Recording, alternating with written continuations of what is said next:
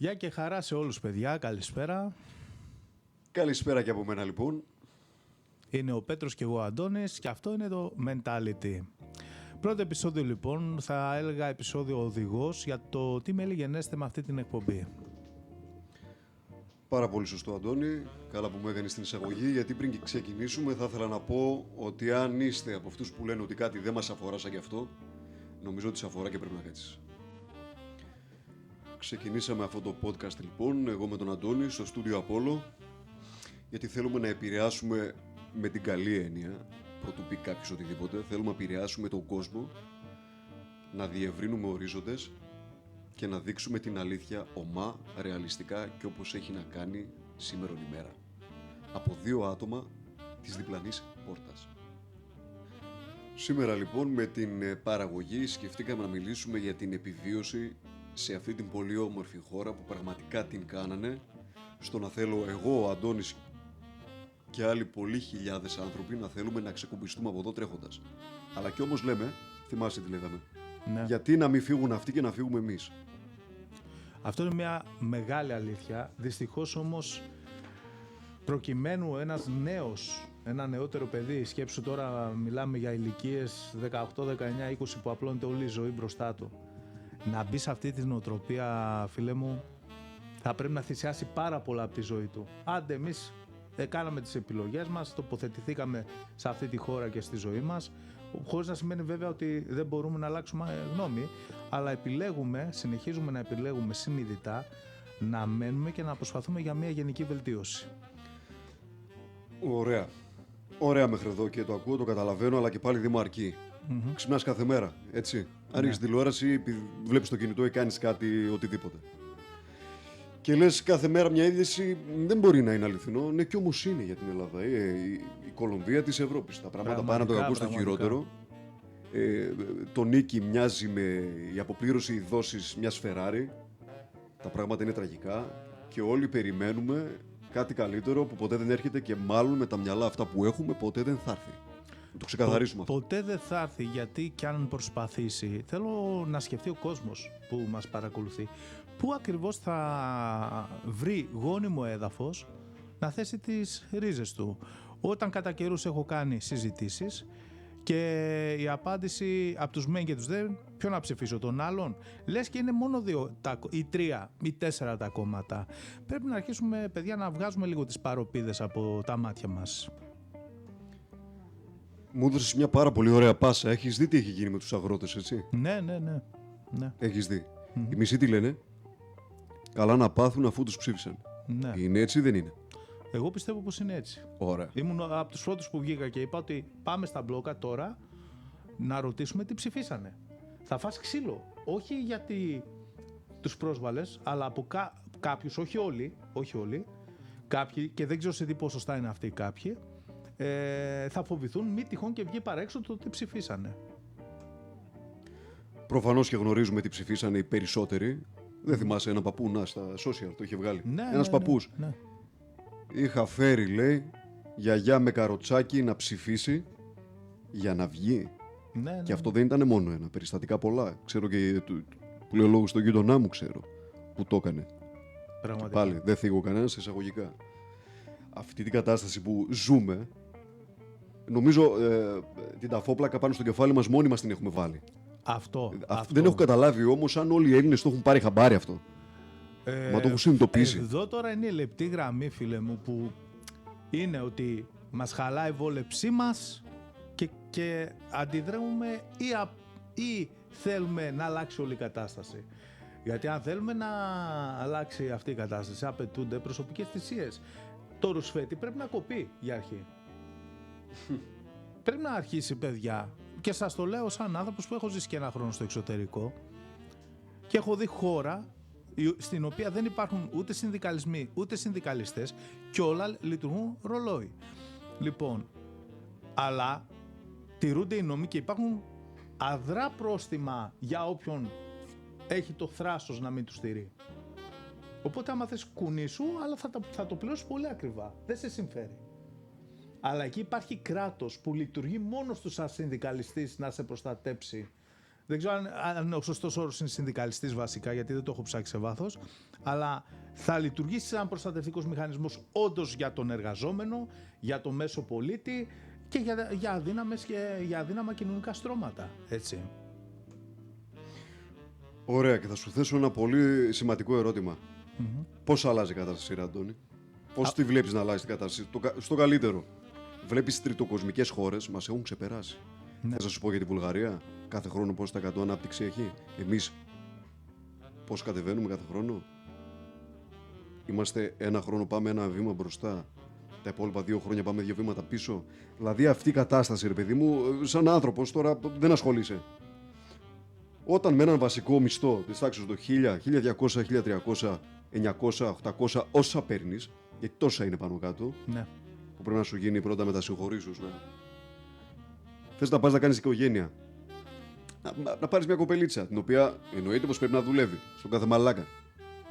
Να την κακομεταχειρίζεται. Που κατά πάση πιθανότητα έτσι θα είναι. Ναι. Okay. Να παίρνει και αυτή η κοπελίτσα 8-9 εκατοστάρικα.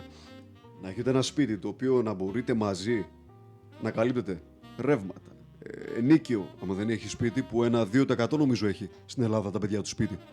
Νίκια, ρεύματα, νερά, τηλέφωνα, τα ξεχωριστά το ίντερνετ, τα τρόφιμα. Ναι. Φυσικά. Εντάξει, δεν θα φας και σοτέ περινιόν, θα φας και φασολάδα. Θα σε πάει όλη μέρα 360, ξέρω, αυξάνει τον έρωτα στο ζευγάρι. Έχουμε εμπειρία από αυτά. Και όλα αυτά, ρε παιδί μου, καθιστούν μια κατάσταση την οποία είναι στη Βουλγαρία να πάει να μείνει είναι 10 φορές καλύτερα. Θα παίρνεις 7-8 Αυτή τη στιγμή εκατοστάρικα. το πιστεύω κι εγώ. Βέβαια. Δυστυχώς, η πικρή αλήθεια. Και η σκληρή πραγματικότητα, επειδή δούλευα σε εταιρεία με ρύζια, κάποτε είχαμε την Βουλγαρία να αναλαμβάνει δουλειές για μας, γιατί ήταν πιο φθηνά. Και άρχισα να αντιλαμβάνουμε ότι αναλαμβάναμε εμείς δουλειές για τη Βουλγαρία, γιατί πλέον τα φθηνά εργατικά χέρια παιδιά είμαστε εμείς. Και μην πας. Αντώνη, μην πας μακριά. Όλες οι επιχειρήσεις έχουν φύγει Βουλγαρία. Λογικό είναι να έχει ανάπτυξη. Έχουμε τώρα και καλά έναν πόλεμο, ως το ονομάσω, στην Ουκρανία που όπως όλοι ξέρουν. Ωραία. Και καλά, για όλη την ακρίβεια, φταίει ο πόλεμος στην Ουκρανία. Ο Πρωθυπουργός, ο Τάδε Έφη, έχει διαλέξει στρατόπεδο το οποίο την Ελλάδα δεν την συμφέρει σε κανένα πολίτης τοπίο. Σε κανένα. Σε κανένα, αλλά το έχουμε διαλέξει. Θα πληρώσουμε, λέει, το άκουσες το άλλο. Αντιστοιχούν 212 ευρώ, αν δεν θυμάμαι καλά, σε κάθε Έλληνα για να στηρίξουμε. Καλά. Εγώ μία κουβέντα θα πω σε αυτό. Ό,τι τέτοια ακούτε, από πίσω σε παρένθεση βάλτε ΟΠΚΠ. Σωστό. Γιατί ψάχνουν παιδιά, δεν βάζω το χέρι μου στη φωτιά, είναι μία εικασία, αλλά όπως τα έχω αντιληφθεί εγώ τα πράγματα, ψάχνουν από πού να πάρουν και να μπαλώσουν αυτά που ήδη φάγανε και αν μπορούν να φάνε κι άλλα. Έτσι. Το σκάνδαλο του ΟΠΚΠ έχει να κάνει πραγματικά με το πώς είναι δομημένη η Ελλάδα και καλά όλοι, ρε παιδί μου, ξαφνιάστηκαν. Wow, έγινε αυτό το πράγμα και φαγωθήκαν τόσα λεφτά από τον ΟΠΚΠ και ΟΠΚΠ, για τηρώ το δικαίωμα της σιωπής να μιλάω. Πού την πήρες την πόρσα? Βρήκα δώρο. Ναι. Την πήρα, τι άσε μου. Άλλα λόγια να αγαπιόμαστε δηλαδή... ήταν και ξεφτυλίσαν και το θεσμό, το νομικό θεσμό. Δεν έχω λόγια για αυτό το πράγμα. Βιώνουμε μια ξεφτύλα. Και έχουμε τους αγρότες από την άλλη να έχουν κλείσει όλους τους δρόμους που από τη μία, να σου πω την αλήθεια, ρε Αντώνη, εγώ είμαι μαζί τους. Δεν θα σου πω ψέματα τώρα ότι θέλω να πάρω το κύμα μαζί μου για να μην φάω κράξιμο. Είμαι όντως μαζί τους. Ότι αλλά έχουν δίκιο, έχουν δίκιο. Μπράβο. Αλλά να μην ξεχνάμε το ότι Ναι. το 70% που είναι εκεί κάτω, δυστυχώς κάνετε ένα τεράστιο λάθος και βάλετε τα φόπλακα και στο υπόλοιπο 30%. Ότι ψηφίσατε. Ναι. Και για να θέσω και το δικό μου το disclaimer, φίλε, όταν βγήκα και είπα μια κουβέντα. Είμαστε μαζί σας. Σε τι όμως? Στο δικαίωμα του να αντιδράσετε σε αυτά που σας κάνουν. Όταν όμως εμείς βγαίναμε και φωνάζατε ποιους πάτε και ψηφίζετε, έτσι, και όταν έβλεπα εγώ στην περιοχή μου να γυρνάνε κάτι αυτοκίνητα τα οποία δεν υπήρχαν προκυβερνώντων, να το πω έτσι, και έσκασε μετά και το σκάνδαλο του ΟΠΚΠ και μπήκε το νερό στα βλάκι. Εκεί άρχισα λίγο να... Όχι άρχισα, είχα ήδη αυτή τη θέση. ότι ναι, καλά κάνετε, είναι δικαίωμά σας και ίσως μόνο έτσι μπορεί να έρθει η αλλαγή, αλλά γιατί ψηφίσατε ρε παιδιά στην κρίσιμη στιγμή? Και όταν και πες ότι, και θέτω και το άλλο το ερώτημα και όποιος θέλει να μας απαντήσει στα σχόλια. Έστω ότι καταφέρνετε αυτά που θέλετε να καταφέρετε και όλοι μαζί και εμείς μαζί σας, τα καταφέρνουμε. Και φεύγουν αυτοί που τρώνε με χρυσά κουταλοπύρουνα. Την άλλη μέρα τι θα γίνει? Σωστός. Θα πάτε στον επόμενο με τα ρουσφέτια και θα πείτε έλα μωρέ, εντάξει, να το βγάλουμε το παιδί να πάρουμε καμία καινούργια Πόρσε? Το πρόβλημα, παιδιά, είναι η ίδια μας η νοοτροπία. Αν δεν αλλάξει αυτό το πράγμα, το ρουσφέτι πρέπει να κοπεί. Να ξεκινήσουμε από εκεί και όλα τα άλλα θα τα δούμε. Να αρχίσει να υπάρχει επιτέλους λίγη αξιοκρατία. Και στον υπόλοιπο κόσμο, γιατί μιλάμε και με κόσμο, ξέρεις, και με την παραγωγή, τα παιδιά που μιλούσαμε και με τα... και έξω που κυκλοφορούμε στον κόσμο, όλοι λένε το ίδιο πράγμα. Ακούς ένα 50% των αντρών να λένε «Ωχ, δεν μπορώ με αυτή, με έχει φάει την ψυχή, τι θα κάνω, δεν υπάρχουν γυναίκες». Άστο. Πάμε στο άλλο 50%, δεν βγαίνω το μήνα. Ωραία. Και κάνεις μετά μία σούμα όλοι, η Ελλάδα από το κακό στο χειρότερο πάει. Ναι, μάγκες μου, ελάτε να αλλάξουμε κάτι, να κάνουμε κάτι, να πούμε κάτι, να ακουστεί κάτι. Εμείς ουσιαστικά αυτό θέλουμε να κάνουμε σαν εκπομπή.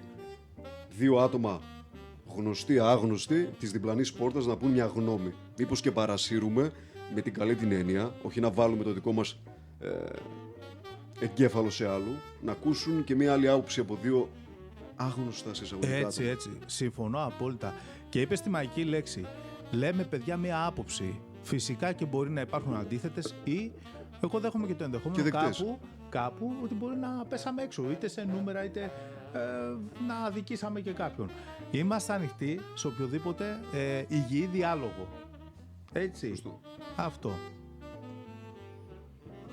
Μου λέει ένας φίλος της προάλλης, ρε φίλε, λέει, πληρώθηκα προχθές, λέει, και σήμερα δεν έχω μία. Είναι, λέει, μου μοιάζε σαν story στο Instagram. Μετά από 24 ώρες εξαφανίστηκε. Και όταν ακούσω όμως τον κόσμο να λέει τέτοια πράγματα έξω στους δρόμους, λες, παιδιά, κάτι δεν πάει καλά. Και μετά ακούσει η κυβέρνηση, ήρθε η ανάπτυξη, πάμε δυναμικά καλά. Και έχεις από κάτω όλα τα, ναι, μην πω τώρα, χειροκροτάνε, παλαμάκια, μπράβο. Σε συγκεντρώσεις και δεν ξέρω κι εγώ τι. Εγώ να ρωτήσω πάλι, να κάνουμε ερώτηση και τις ερωτήσεις που κάνω και κάνουμε και με τον Πέτρο, τις κάνουμε ως τροφή για σκέψη και για σας και για μας. Αν δεν υπήρχε ο έλεγχος από την Ευρώπη για τον ΟΠΕΚΕΠΕ, θα γινόταν, όχι μόνο για τον ΟΠΕΚΕΠΕ, που ήρθε η εισαγγελία και άρχισε να ελέγχει ένα-ένα το τι έχουν γίνει με τα ευρωπαϊκά κονδύλια. Εσείς πιστεύετε ότι αυτά τα έργα που αμάν ανάπτυξη θα γινότανε?